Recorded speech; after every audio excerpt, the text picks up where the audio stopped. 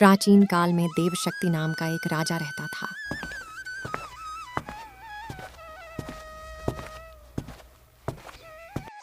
उसके एक पुत्र था। एक दिन जब राजकुमार सो रहा था, तब एक इच्छाधारी नाग उसके शरीर में प्रवेश कर गया और राजकुमार के शरीर में ही रहने लगा, जिससे राजकुमार का स्वास्थ्य दिन पर दिन बिगड़ता जा रहा था। परेशान होकर राजकुमार ने अपना राज्य छोड़ दिया और दूसरे राज्य के एक मंदिर में भिखारी की तरह रहने लगा। इस राज्य में एक सेंट रहता था। उसके 2 पुत्रियां थीं। वे दोनों सुबह सुबह सेंट को प्रणाम करने आती तो एक कहती, पिताजी आपकी कृपा से ही सब कुछ है। तो दूसरी कहती, ईश्वर सबको कर्मों का फल दे, किस्मत अपनी अपनी होती है। उस दिन सेंट दूसरी पुत्री से बहुत नाराज हो गया।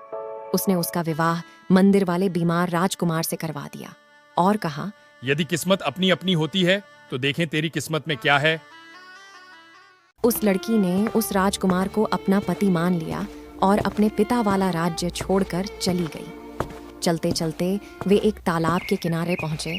राजकुमार वहीं बैठ गया तथा लड़की भोजन की तलाश में गांव की तरफ चली गई।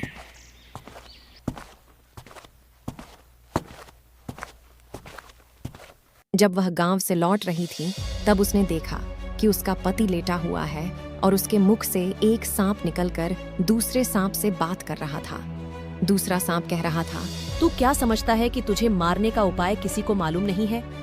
कोई भी व्यक्ति राजकुमार को उकाली हुई काजी की राई पिलाकर तुझे मार सकता है।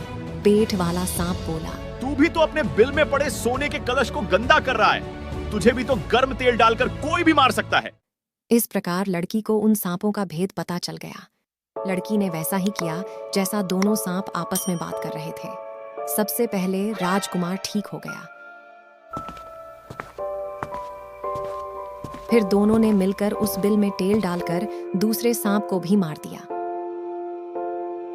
तथा सोने का कलश निकाल लिया, जिससे वह धनवान हो गए।